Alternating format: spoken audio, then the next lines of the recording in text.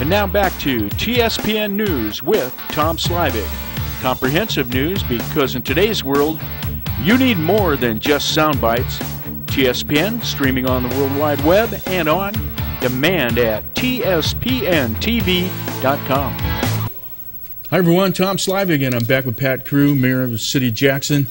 Hi, Much Pat. better. How you doing? Fine. I think my brain kicked back in. Maybe. We'll see what happens. Anyway, we want to talk about the council meeting before we go on to some of the good, fun things at Jackson. Although the council meeting, you had a very good start. You gave about 5 proclamations away, and those are always nice to have. Yeah, we did. Nice to get. First, we had a moment of silence for 2 of the old stalwarts of Jackson, Dave Butow and George Bryevich. Okay. But it went up from there. We had a proclamation for Mike Collins, his retiring police officer, and a proclamation for Dave Butow to his service, and for Joe Azaretto. They were both members of the Planning Commission. And if I could make a shameless plug, we are looking for 2 new planning commissioners for the city of Jackson. Okay. And application period is open until December 5th. So if you're interested in getting into the political arena or you just want to help the city, they meet once a month.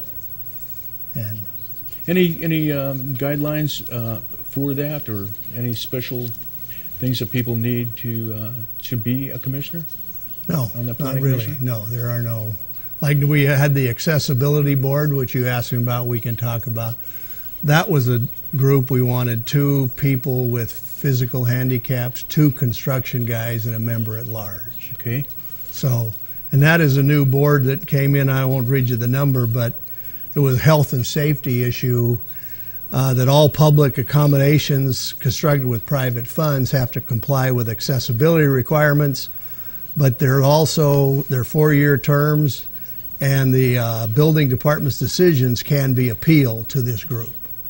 So it's a way to, with these old buildings, to try to get accessibility and to have some people from construction of what is reasonable, some people who have disabilities who know what they're facing. If you pass that threshold and everything and have reasonable, does that help out in a lawsuit? I don't know the answer to that. We haven't had a case yet, but this is a state mandated thing, so it's new for the city. And we had 5 people, 5 interested people apply. So we put the committee. They haven't even met yet. Now this is all new committee. Yeah. Okay. So they haven't even had their first meeting.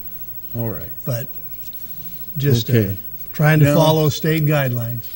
Okay. Now, who got the bid to construct the tailing wheels? Did you move? We did, and it was John Hertzig. Okay. He was the low bid, and according to our engineers, it was a solid bid. And he's hoped to get started, but the rainy season could put it off till the spring. Okay. So, and the rainy season right now, I think, is messing just a little bit with the ballpark, getting the infield in. But boy, it's looking sharp. Yeah, the lights were on a couple nights. I didn't see them, but people told me they saw the lights on there. You know, I talked to Adam and Dennis, and I think they turned them on in the morning because they like the way it looks. So looks like the Giants. And I saw in the paper today the scoreboards installed too. Right. Yeah. What a project! What a job those folks are doing for the city. Well, I'm looking forward to videotaping some baseball games out there. Yep. It's like the old days. Yeah, like the old days. Yeah. I'm not sure. We'll see. Yeah.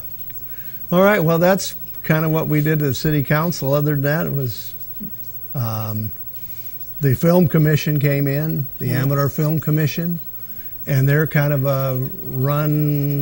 they haven't been in 3 years looking for money. And they didn't hit the TOT period, which is in July, so we awarded them $1,000, and PG&E gave us a check for $5,000. So we had some money changing hands too. Okay.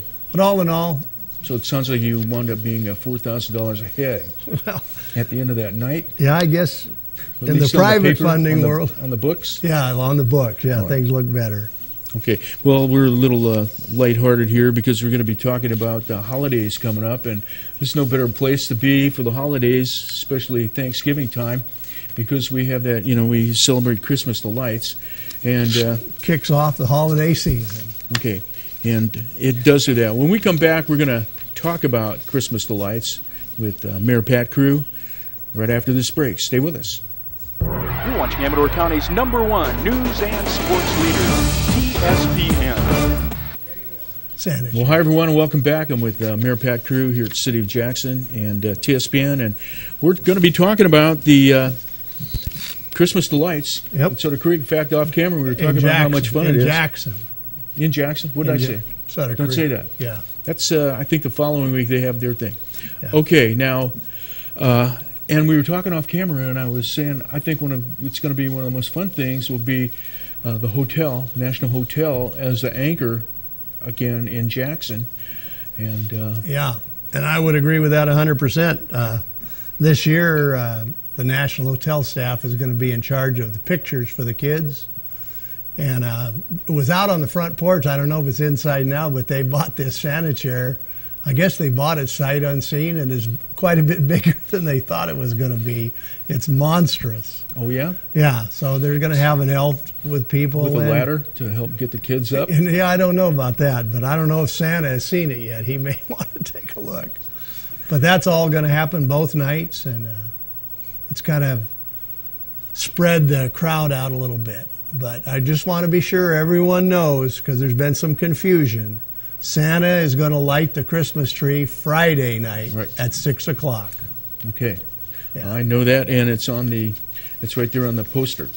Yeah. Friday night, Santa always comes down, kicks it off, and then I guess he Heads comes back on for the back a little bit National. later on Yeah. Saturday to get Yeah. involved with the He'll picture be taking there. stuff. Yeah, again. he'll be there both nights for that. And Giselle wanted me that is not on the poster. Giselle, the city clerk, is running a cookie contest. No. It's going to be at the HJBA office, which is at 148 Main Street. Now, what's a cookie contest? Well, she's got some prizes. She did it the last 2 years, and we had like 13 or 14 entries. And then Frank from Tommy's cooks like 12 dozen regular cookies just for the kids to come in. And Mm-hmm. so Jim Geedy has judged it before, and Jim looked like a cookie guy. yeah, he is kind of an expert, self-proclaimed, by the way. Okay. Yeah, All so- right. So Jim will find out. And then we got the who's Pyrenees doing those. dogs. Yeah, Yeah. those are great. Yeah, those are always fun then. And the auction house is going to do hot chocolate and cookies down on the old firehouse All right. on Saturday. And the Can't Historical Society is going to do hot cider in the JBCA office. So there's a Okay. couple of some old and some new. All right. And I believe we're going to have the carriage rides set. Yes. We are. Yes, we are. Good. I The- thought I remember seeing that on the ad. Yeah, Chief Morrison, thank you, Chief, let us close the street both Friday and Saturday. Yeah. Which makes the carriage rides. I think this might be the third year of the carriage rides. Maybe they've had more often, but last year they had a really fancy carriage. Same one's coming back. Okay, Diane from Top Hand Ranch. All right. Give her a little plug. Okay, and that is you get in there and you're going to feel like a king or a queen. Yeah, it's got riding around side that. curtains if it's raining. Oh, okay. Yeah. So, You can have private conversations in there. yeah, That's right. they're predicting scattered showers at the worst. Oh, okay. That But far that ahead. was the 10-day forecast. Who 10 knows? Yeah, okay. All right. So we've talked about that, and that's a lot of fun. So be sure to come on down there. And, maybe we get back to some of the things that are going on in Jackson as well. And although it's part of the county, the museum, and Giuliani's up there working on that. Yeah, Phil took me on a tour yesterday of there's a place called the Cottage, which I didn't even realize. The mine model's in one corner. Yeah. Then there's the parking lot. Then there's a building that at one time may have been some caretakers' quarters for the museum. Mm-hmm. Then there's the museum proper. So they're trying to get the porch and the south-facing wall is all wood, and it didn't have a rain gutter, and it's all rotted away, the landing. And so they're trying to develop some money and some funding to get that redone. And then they're working on the structure of the building itself. I was in the museum, And I expected it to be in a lot worse shape. I guess they've kept the heat on and the cooling, and other than dusty and cluttered now with the construction, I don't think it would have taken that long to get that thing open again. Okay, I was talking to Phil, and I think he told me that they had to, all of the things that are in there, they had to log them all down, and they're almost done with it, doing an inventory. Yeah, was taking that inventory, and that's always not necessarily a tough job, but a tedious one. Yeah, they're working on it though. In fact, they were talking like there, the rooms. I think they only have 2 more rooms to do, but he said the same thing. It's a slow go. Okay, so they get that going. So it sounds like we'll have a museum. Yeah. Again. I was very encouraged about how the museum looked.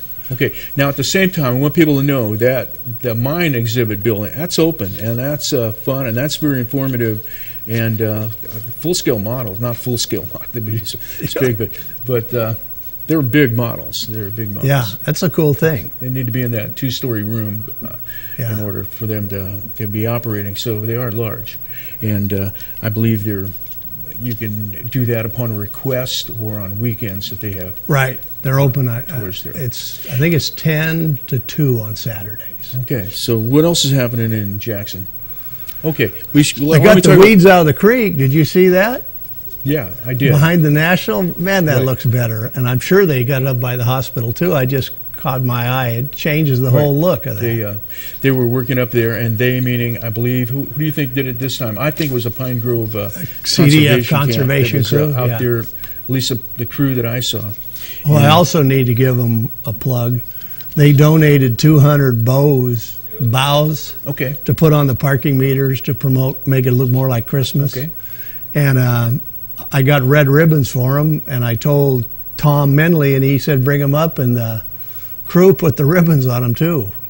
So big shout out to them. Thank you very much. Okay, and that's a great program, and we're glad we have it. I think I say this. I think there's only 2 places like that in California that are still open, and we're lucky to have one of them. I think there's one of them, just ours, here at Pine Grove. That other one. The last one was down there by Point Magoo, and I think they closed it down last year. Come to think of it.